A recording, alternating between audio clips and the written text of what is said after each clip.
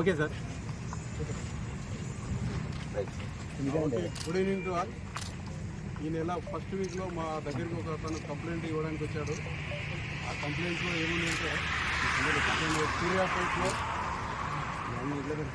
Suryapet 2 town police స్టేషన్లో అతని పైన ఒక కేసు రిజిస్టర్ అయింది. రిజిస్టర్ అయినందుకు కానీ టౌన్ సిఐ వీరరాఘవులు గారు ఇట్లా మీ దగ్గర మీ పైన కేసు రిజిస్టర్ అయిందని పిలిపించి డిఎస్పీ గారితో సెటిల్మెంట్ చేసుకోండి అని చెప్పి ఆయనకు డిఎస్పీ గారి దగ్గర పంపించారు. డిఎస్పీ గారు దగ్గరికి ఆ కంప్లైంట్ వచ్చిన తర్వాత ఇద్దరు సిఐ గారు డిఎస్పీ గారు ఇద్దరు కలిసి ఇనిషియల్గా 25 lakhs డిమాండ్ చేశారు.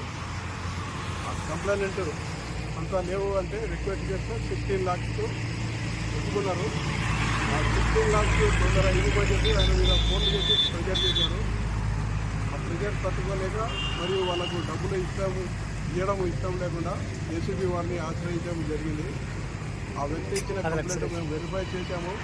వెరిఫై చేసిన తర్వాత సఫిషియెంట్ ఎవిడెన్స్ కలెక్ట్ చేశాము.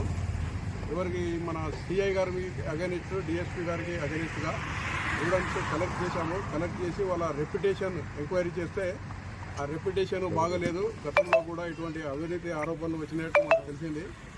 అయితే ఈ డబ్బులు డిమాండ్ అతని దగ్గర కేసులో అరెస్ట్ చేయకుండా ఉండడానికి మరియు అతని బిజినెస్ ఫ్యూచర్లో సక్రమంగా జరగడానికి డబ్బులు ఇవ్వమని డిమాండ్ చేశారు. తర్వాత మా దగ్గరికి వచ్చిన తర్వాత కంప్లైంట్ పైన చేశాము.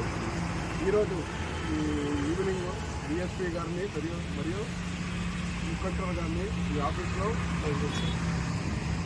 ఇన్స్పెక్టర్ గారు వీరారావు డిఎస్పీ గారు పార్థసారథి గారు ఇద్దరిని కస్టడీలోకి తీసుకొని ఆ కేసు ఫైల్ గురించి ఎంక్వైరీ చేసి వాళ్ళు ఆ డబ్బుల గురించి డిమాండ్ చేసినట్టు వాళ్ళకు ఎవిడెన్స్ పదార్థాలు చూపించిన తర్వాత కస్టడీలోకి తీసుకొని వారి ఆఫీసులలో తర్వాత ఇళ్లలో కూడా సెక్షన్స్ కొనసాగుతూ ఉంటాయి.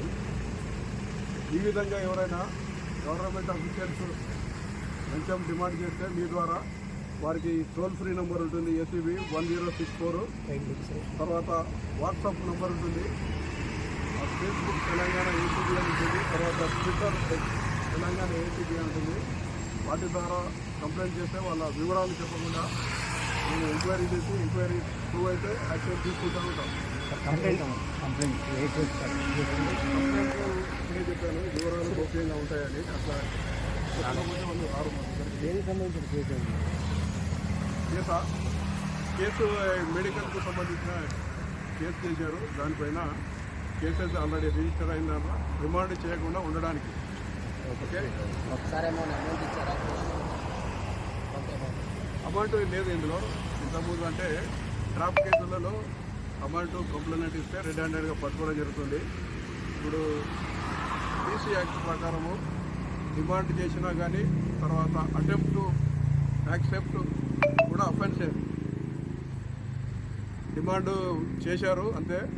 ఆ రికవరీ తర్వాత డబ్బులు లేవని చెప్పే మా దగ్గరకు వచ్చాడు. 16 lakhs లేవనే కంప్లైంట్ ఇవ్వడం ద్వారా కేసు రిజిస్టర్ చేశాం. కస్టడీలో ఉన్నారు. వాళ్ళని కోర్టులో రేపు ప్రొడ్యూస్ చేస్తాం. Okay sir, thank you. Okay.